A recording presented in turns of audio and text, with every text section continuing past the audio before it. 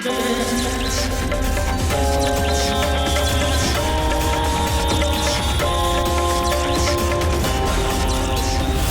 अंजना आपको वचन देती हूँ कि जब तक आप मेरी शरण में हैं, आपको कोई भी क्षति नहीं पहुंचा पाएगा। मेरा पुत्र हनुमान करेगा आपकी रक्षा। अपनी माँ के वचन की लाज रखने हेतु हनुमान आपकी रक्षा स्वयं करेगा। या तो मेरी गदा इतनी भारी हो गई है, या फिर प्रभु के समक्ष इतना शक्तिहीन हो गया हूं मैं, जिसके कारण ये गदा मुझसे उठ ही नहीं रही है। अब क्या करेगा पुत्र हनुमान? प्रभु के लिए उसकी भक्ति उसे अस्त्र नहीं उठाने दे रही है, और अपनी माता के लिए भक्ति उसे पीछे नहीं हटने दे रही है। माता पार्वती और माता अंजना के समान इस माँ को भी अपने पुत्र पर पूर्ण विश्वास है। वो इस परिस्थिति से बाहर आने का उपाय निकालकर इस युद्ध को अवश्य रोक लेगा। आप उचित कह रही है भाभी माँ।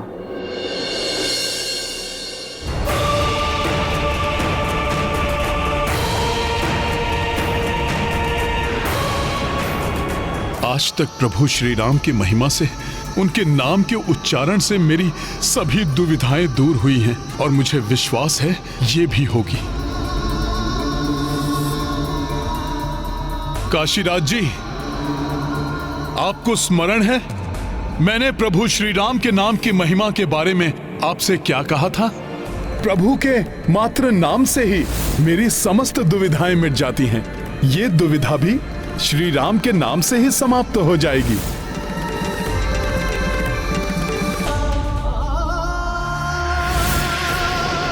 अब समय आ गया है अपनी भक्ति पर पूरा विश्वास रखने का, उस नाम पर विश्वास रखने का जिस नाम के बल पर हम श्वास लेते हैं,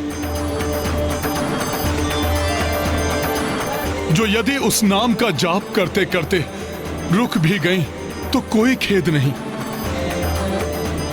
इसलिए काशीराज, आप पूर्ण निष्ठा से उस नाम का जाप प्रारंभ कीजिए।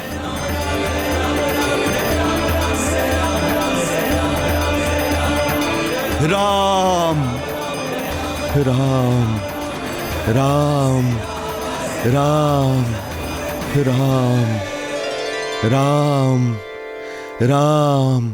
हे प्रभु श्री राम, अब मैंने अपना जीवन नियति पर छोड़ दिया है।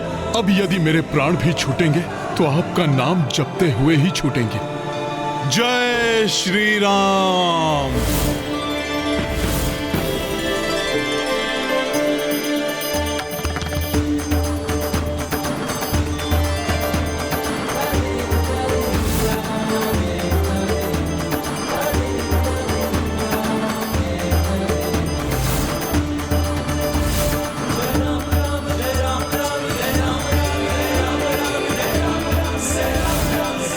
मैं तुम्हें वरदान देता हूं, जिस प्रकार तुमने मेरे और मेरी संपूर्ण सेना के संकट हरे, उसी प्रकार तुम सभी के संकट हरोगी, सभी के संकट हरोगी, सभी के संकट मोचन महाबली हनुमान।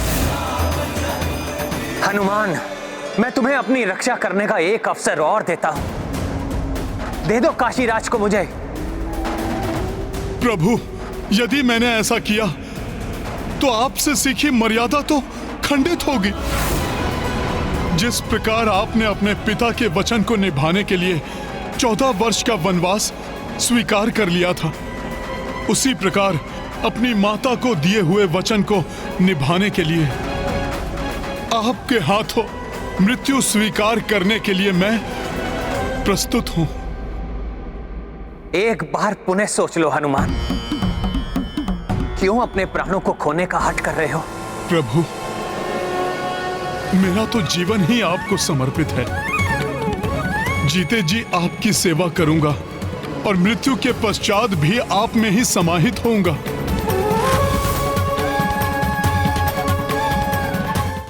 आपके द्वारा मृत्यु प्राप्त करना तो मेरा परम सौभाग्य होगा प्रभु।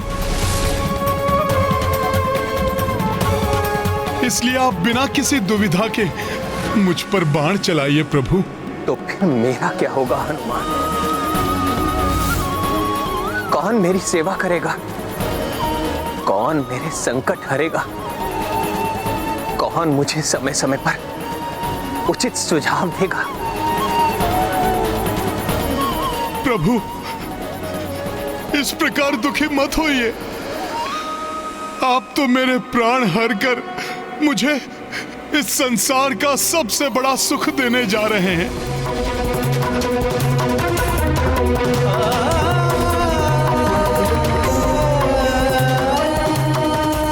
राम राम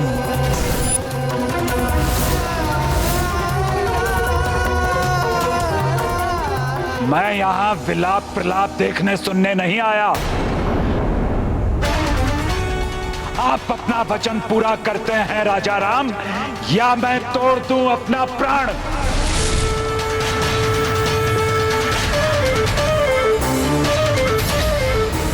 राम राम राम राम राम राम राम राम राम राम। जय श्री राम। राम जय श्री राम। राम जय श्री राम। राम राम जय श्री राम। राम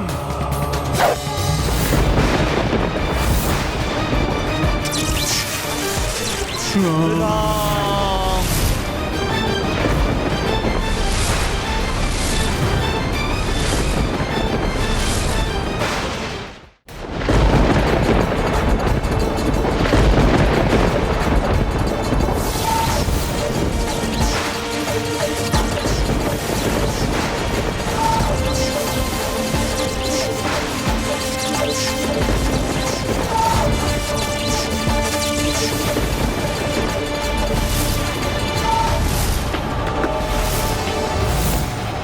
इतनी व्यग्र क्यों हो रही हूँ मैं? पुत्र हनुमान सुरक्षित तो है?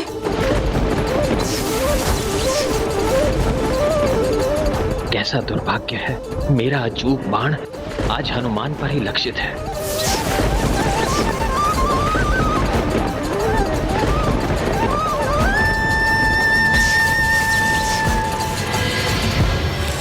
हनुमान!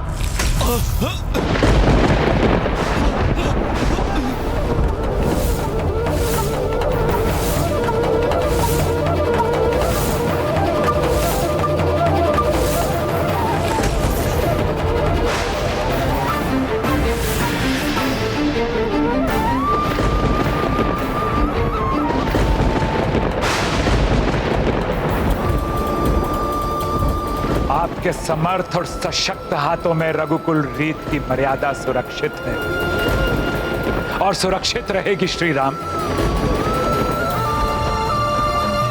मुझे आप पर गर्व है।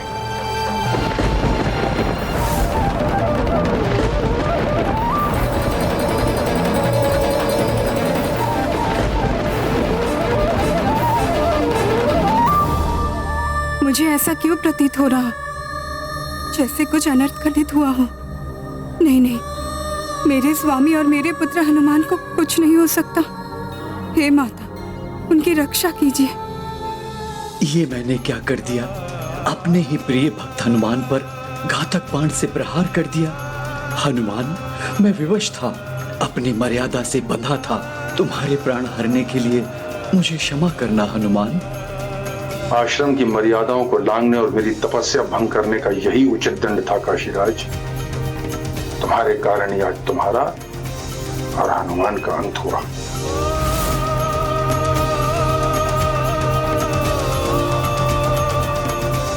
परिस्थिति कठिन परीक्षा लेती है, चाहे वो कोई भी हो। इसलिए व्यक्ति को सदैव तत्पर रहना चाहिए और सदैव मर्यादा के साथ धर्म का पालन करना चाहिए।